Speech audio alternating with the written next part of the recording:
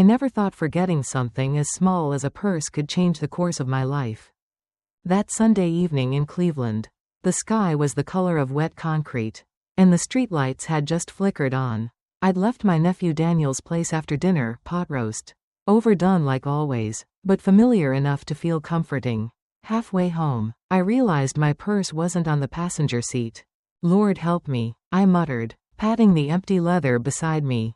Evelyn, you're losing your head. I turned the car around, the heater humming weakly against the Ohio chill. The roads were slick with patches of leftover snow from last week's storm, and every red light reflected against the damp asphalt like spilled paint. Daniel lived only 10 minutes away, in a row of post-war brick houses pressed shoulder to shoulder, the kind with tidy porches and aluminum storm doors that never seemed to close right. As I pulled up, I noticed his living room blinds were half open. Inside, the blue glow of a TV flickered, shadows moving behind it. I told myself I'd just slip in, grab my purse, and not bother them again. It was already after 7. And I hated looking like the needy old aunt who couldn't keep track of her belongings. The porch light buzzed faintly as I stepped onto the wooden steps. That's when I heard voices. Not laughter, not idle chatter, this was quieter. The kind of whispering people do when they don't want the walls to overhear. I froze, one hand on the railing. Her bills are stacking up. A woman's voice murmured, Melissa, my nephew's wife. The words seeped through the cracked window like smoke. Another winter like this, one missed electric bill, and we can prove she can't handle living alone. A beat of silence, followed by Daniel's sigh. He sounded tired, the way he did when talking about money. I don't want to push her too fast. She trusts me. She'll thank us later. Melissa pressed, her tone syrupy on the surface, sharp underneath. The house will be ours by spring. We just need her to keep stumbling. Just a little. You'll see. My stomach twisted. I stepped back, boot soles crunching on the salt scattered across the porch. For a moment I thought the noise would give me away. I should have barged in, demanded answers, but instead, I stood there, heart hammering, the smell of their leftover apple pie drifting out the window. The subtext of silence. I replayed Melissa's words in my head. Missed electric bill, can't live alone, house will be ours. She hadn't said, help. She hadn't said, care. She had said, ours. I thought of the purse sitting inside on the kitchen chair, the one with my checkbook, my reading glasses, and the old house key Daniel never returned after fixing the back door last summer. I thought of the framed photo above their mantel, me, Daniel as a boy with his fishing pole, Melissa smiling too wide at the camera. Did she smile like that when she spoke those words, too? A train horn moaned in the distance, low and lonely, cutting through the neighborhood like a warning. The phone call. My cell buzzed in my coat pocket. The sound startled me so much I nearly dropped it. The screen lit up with Daniel's name. Aunt Evie, did you get home okay? His voice was warm, casual, as though nothing sharp had just passed his lips inside that house. Melissa says you left your purse. You want me to drop it off tomorrow? I swallowed hard, forcing my voice steady. No, I'll swing by later. I've got a spare wallet at home. A pause. I could hear clinking dishes behind him. Melissa's laughter like glass breaking. You sure? It's no trouble. I'm sure, I said, though my fingers were ice cold. You two enjoy your evening. I hung up before he could answer. My own reflection stared back at me from the dark car window, silver hair, lined face, eyes sharper than they had been in years. Closing beat. When I finally slid into the driver's seat, I didn't start the engine right away. The neighborhood was quiet except for the wind scraping dry branches against each other. My purse could wait. What mattered was what I had just overheard. Somewhere deep inside, past the fear and disbelief, a thought surfaced. If they think I'm stumbling, they've got another thing coming. I turned the key. The car shuddered to life, and the heater groaned as if waking from a long sleep. The house I had lived in for 40 years, my husband's house, my sanctuary, suddenly felt like a fortress under siege. And for the first time in a long time, I realized I would have to defend it. I didn't sleep much that night. Every time I closed my eyes, Melissa's voice slid back into my head. That sugar-sweet tone dripping over something rotten. The house will be ours by spring. The clock on my nightstand glowed 2:17 a.m. The radiator hissed like it was holding secrets of its own. My little bungalow, usually my place of safety, suddenly felt like a stranger's house. On the dresser sat a picture of my late husband, Henry, in his work uniform. His eyes seemed to say what I didn't want to admit out loud: you trusted the wrong people. Evie. A morning of doubts. By sunrise, I had convinced myself maybe I'd misheard. Maybe Melissa had been talking about someone else's house. I clung to that hope the way a drowning person clings to driftwood. I made coffee, too strong, bitter as burnt toast, and tried to shake off the unease. At 9:15 sharp, the phone rang. Daniel. Aunt Evie. About the purse. Melissa found it under the table. Want us to swing by after work? His voice was soft, almost apologetic. My chest tightened. I thought of how, as a boy, he used to tug my sleeve and whisper, "Don't tell Mom I broke the lamp." He had always been a bad liar. No rush, I said lightly, swirling cream into my cup. I've managed without it this long. The silence that followed wasn't long, but it was heavy. Finally, he said, "Melissa was worried you'd feel unsettled. You know, bills, cold nights, all that. We just want you safe." Safe. A word that should have felt like a blanket. Instead, it sounded like a lock clicking shut. The papers on the table. That afternoon, I sat at my kitchen table with the sunlight stretching long across the linoleum floor. I pulled out a thin folder Daniel had handed me a month ago. Just some refinancing papers, he'd said back then, for the family's future. Trust me, Aunt Evie, you'll be doing us all a favor. At the time, I didn't read past the first page. I had signed with the faith of someone who still believed family didn't need fine print. Now, staring at those dense lines of legal language, I felt my stomach sink. Terms I hadn't paid attention to: mortgage lien, collateral, penalty for default, my name on the signature line. Steady but blind, I pressed my palm to my forehead. How much had I given away without even realizing? The visit. Around 6 p.m., a knock came at the door. I opened it to find Melissa holding my purse with both hands like it was a gift. Daniel stood behind her, eyes downcast. "Here you go, Evelyn," she said brightly, too brightly. "We were in the neighborhood and thought we'd save you a trip."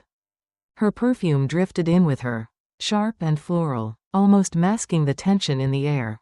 I took the purse but said nothing. Melissa glanced around my living room, her eyes skating over the family photos, the cluttered bookshelf, the old couch Henry and I bought in '92. "Cozy place," she said, "but doesn't it feel a little much sometimes?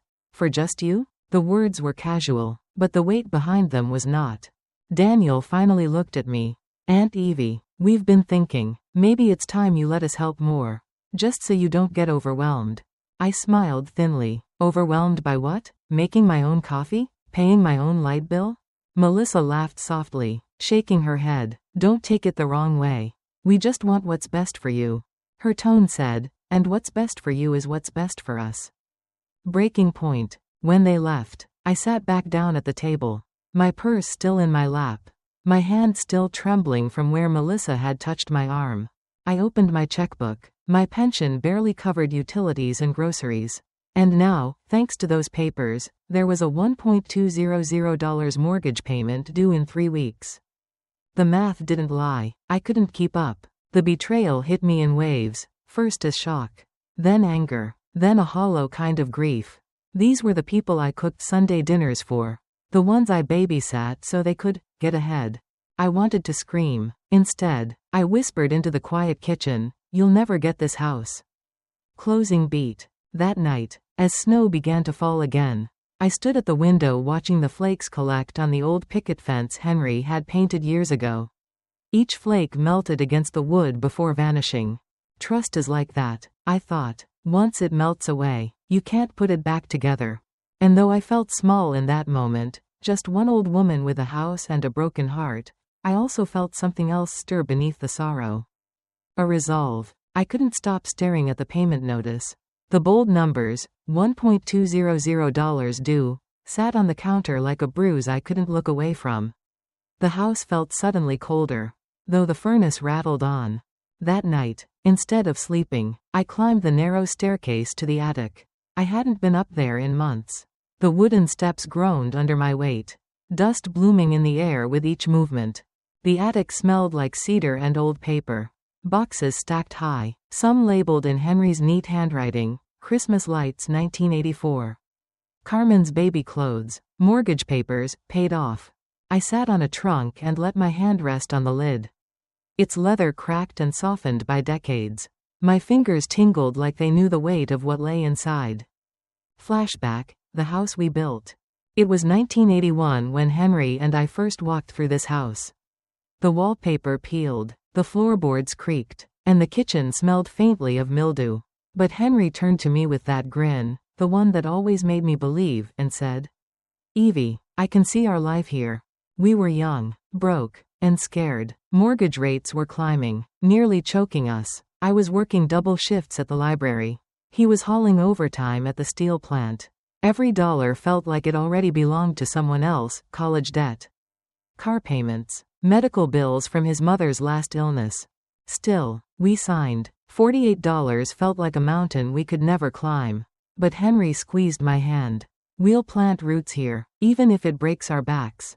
And for years, it nearly did. I remember winter nights with the furnace failing, when we kept warm by baking bread just to heat the kitchen. Summers when we turned the backyard into a vegetable patch because grocery bills outpaced our paychecks. But little by little, we made it ours. Henry fixed the fence. I painted the porch. And together we filled the attic with boxes, proof of a life earned inch by inch. Back in the present, the snow tapped softly against the small attic window. I opened the trunk and pulled out Henry's old work boots. The soles were worn smooth. Laces frayed. He had died in them, well, in a newer pair just like them, on the factory floor during a double shift. Heart gave out before the whistle blew. The house had felt cavernous after that. Every creak seemed to echo his absence. But it also became the one piece of him I could hold on to. My castle, my shrine, my battlefield. And now, the thought of Melissa circling it like a hawk made my chest burn. A memory with Daniel. I found another box marked Daniel, summer, 99. Inside, a faded baseball cap. A Polaroid of him catching fireflies in the yard. His gap-toothed smile stretched wide. He used to call me Aunt Evie the Brave when thunderstorms scared him. We'd sit on this very attic floor, counting seconds between lightning and thunder until the storm passed. I held the photo and whispered, "Where did you go, Danny boy? When did you forget who held the umbrella?" The silence answered for him. The house speaks. Leaning against the rafters, I listened. The house made its usual noises, the hum of pipes, the settling groans of old beams. But tonight, they didn't sound tired, they sounded alive, like the house was urging me not to surrender. It was then I realized, this wasn't just a home. It was a witness. Every scar in the wood, every nail Henry hammered, every footprint Daniel once left running up and down the hall. If they thought they could erase me by stripping this house away, they were wrong. Closing beat. I packed the photo and Henry's boots into a smaller box and carried it downstairs. I set it by the kitchen door, where I could see it every day. The mortgage notice still sat on the counter, daring me to admit defeat. But instead of fear, something steadier settled in my chest. Resolve. I whispered into the empty kitchen. If it's war you want, Melissa, then it's war you'll get. But not the kind you expect. The wind rattled the window, almost like applause. The first snowstorm of December came early that year. It blanketed the neighborhood overnight, erasing sidewalks, softening fences, making everything look new. But inside my house, the storm had already begun. It started small, a misplaced bill here, a casual comment there. "Evie, you forgot to bring in the mail again," Melissa said one Tuesday, her tone syrupy as she stacked envelopes on my counter. What if something important gets lost? I hadn't forgotten. I just liked leaving it until after lunch, when the sun warmed the porch. But her words clung to me, sticky and hard to shake. The little cuts. One evening, Daniel called while I was watching Jeopardy. "Aunt Evie, did you leave your stove on last week?" Melissa swore she smelled gas when she stopped by. I gripped the phone tighter. "Daniel, I've cooked in this kitchen for 40 years. I know when a burner's on." A pause. Then, gently, "I'm just worried, that's all. You've got a lot on your mind these days." That's how it went, every slip. Every pause. Every sigh twisted into evidence that I was slipping. I'd find the TV remote on the couch instead of the table. And Melissa would smile. You're always misplacing things, aren't you? But I knew better. Sometimes I was sure she had moved them herself. Subtext at the table. One Sunday, they came for dinner. The snow outside was still piled high. The roads slick. I'd made chicken stew, the way Henry used to love it. Melissa blew on her spoon and said, delicious. But gosh, it must be exhausting for you to cook all this alone. Don't you ever get tired? I enjoy it, I said simply. Of course you do, she replied, eyes flicking to Daniel. But sometimes, enjoyment is just habit, isn't it? My mom said she enjoyed cooking, too, right up until she burned herself because she forgot the oven mitt. Daniel shifted uncomfortably, stirring his bowl. The words hung there, sweet as honey, sharp as a knife. The suggestion. Later that evening, after Melissa cleared the dishes, Daniel leaned closer. His voice was soft, practiced. Aunt Evie, we've been talking. Maybe it's time to think about a little help. Not a nursing home, nothing like that. Just some paperwork to make things easier for you. Paperwork? A power of attorney, he said quickly. That way, if bills get missed, or the bank calls, we can step in. You wouldn't have to worry. Melissa chimed in from the sink. Her back turned. It's just to protect you, Evelyn, from scammers, from mistakes. We'd never use it unless we had to. Her words sounded generous, but her shoulders were too stiff. Her hands scrubbing one dish too long. I smiled faintly. That's thoughtful. Let me think about it. Inside, I was screaming. Evelyn's countermove. That night, I went online, something Melissa always assumed I couldn't do without Daniel's help. I read about powers of attorney. About families who took over accounts, sold houses, left seniors with nothing. The next day, I stopped by an electronics store. The salesman was young, tattoos peeking from his sleeves. But he treated me with respect. He showed me a small digital recorder that could fit in the palm of my hand. Simple, he said. Press here to start, here to stop. 12 hours of memory. No one will even notice. I bought it on the spot. Slipped it into my knitting bag. If Melissa and Daniel wanted to build a case against me, I'd start building mine. Snow day. 2 mornings later, a blizzard shut down half the city. Schools closed, cars buried, even the church potluck postponed. Daniel called again. Aunt Evie, this is what I mean. Snow days like this, you shouldn't be alone. What if the power goes out? What if you fall? I looked out the window at the quiet street. The snow falling in soft sheets. For a moment, I felt the loneliness he wanted me to feel. Then I caught sight of Henry's boots by the door. The ones I'd pulled from the attic. No worries, Danny, I said. I've got candles, soup, and more grit than this storm. He chuckled nervously. Still, think about the paperwork. It'd give all of us peace of mind. Peace for who? I asked softly. He didn't answer. Closing beat. That night, the wind howled against the windows, rattling the old panes. I sat in my armchair, recorder in my lap, its red light blinking like a heartbeat. They thought they were the ones writing the story of my decline. But I had just started writing my own. The snow finally melted after a week of storms, leaving the streets slushy and the air sharp with salt. I decided it was time to stop keeping my fears locked inside my own walls. That Sunday, after service at the small brick church on Union Avenue, I lingered by the choir loft.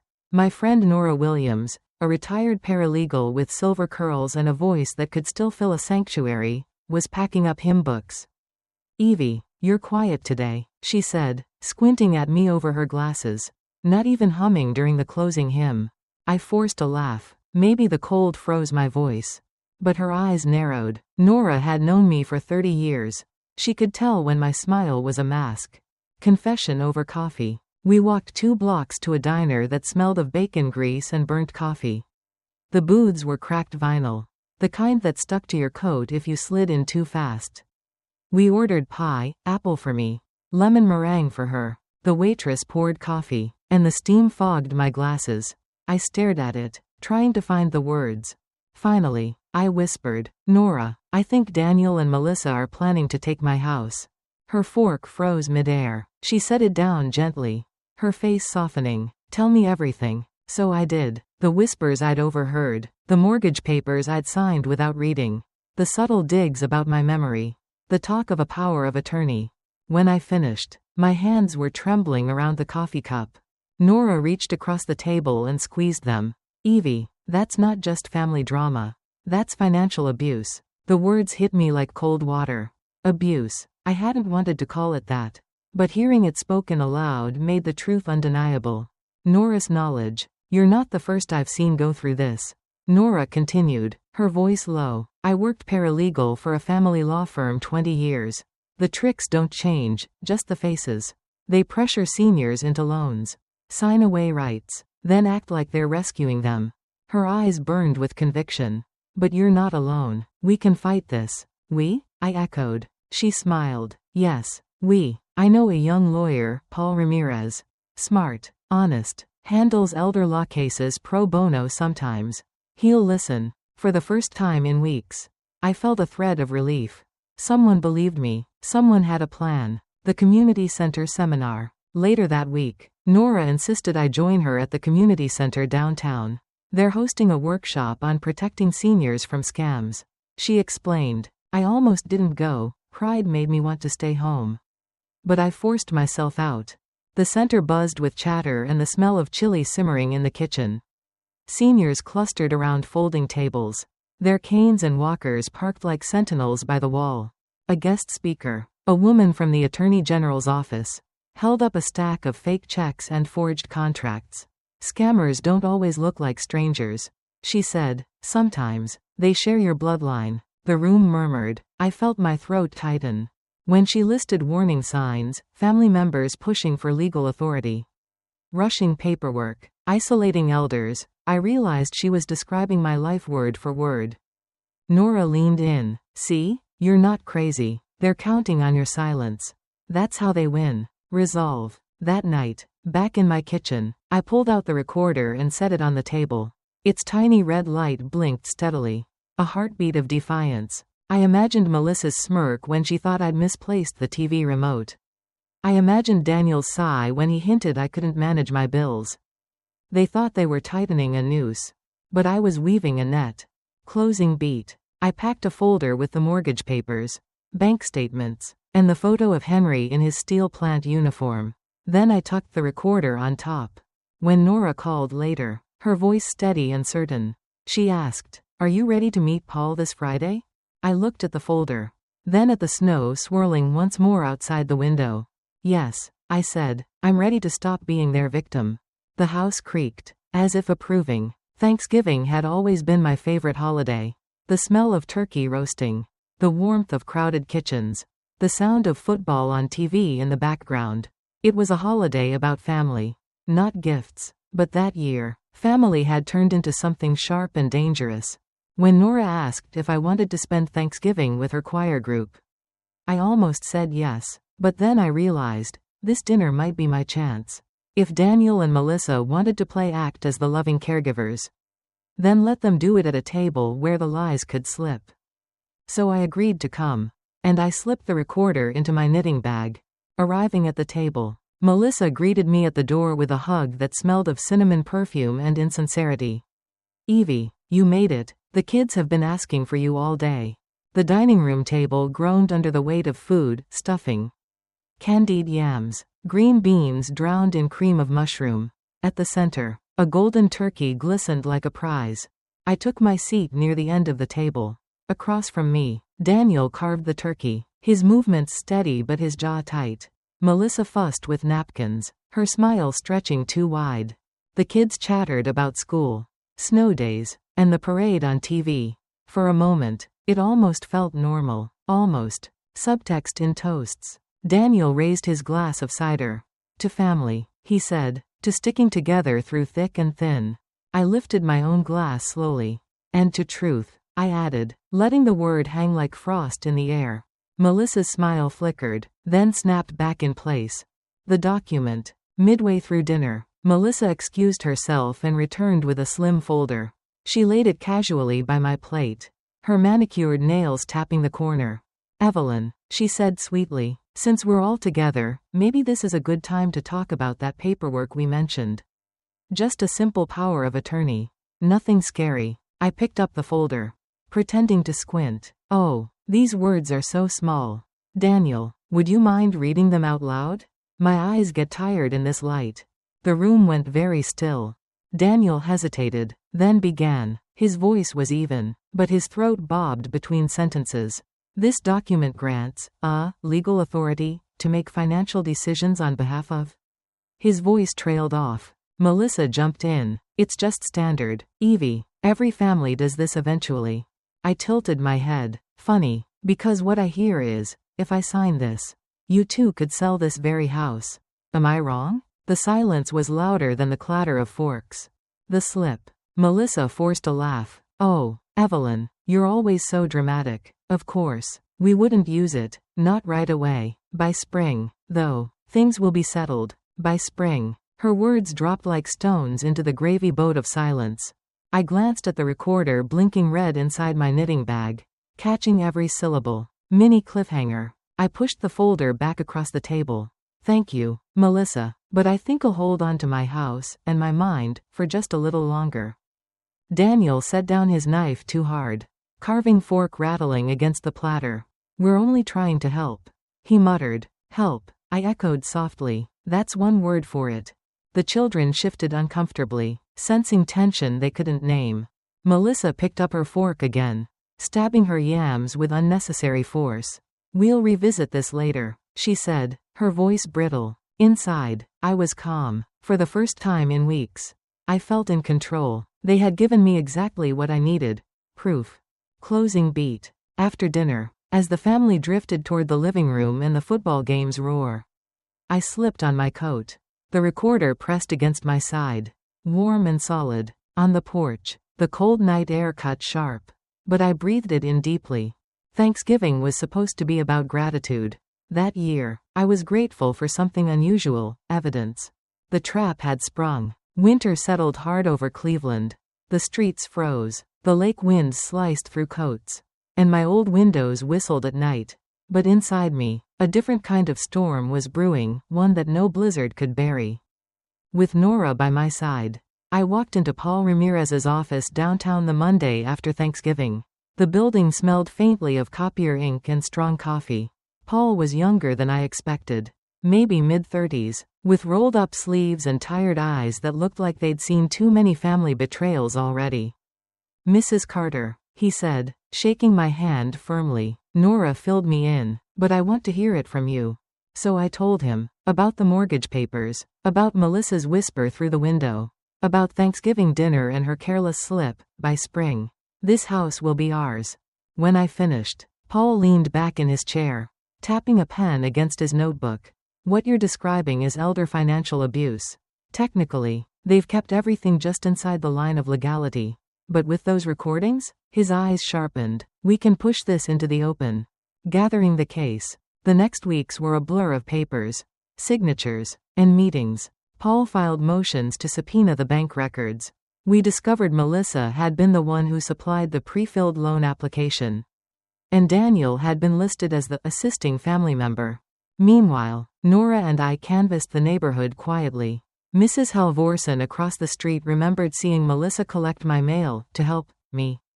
Mr. Jenkins, the retired postman, recalled Melissa bragging at the PTA that Evie was slipping. Each story became a thread in the net. And then there was the recorder. Paul listened to every second, his brow furrowing deeper with each clip. At one point, Melissa's voice played, "She's 70. They don't process things like they used to." Paul hit pause and looked at me. That line alone is gold. It shows intent. They weren't helping, you were there, Mark.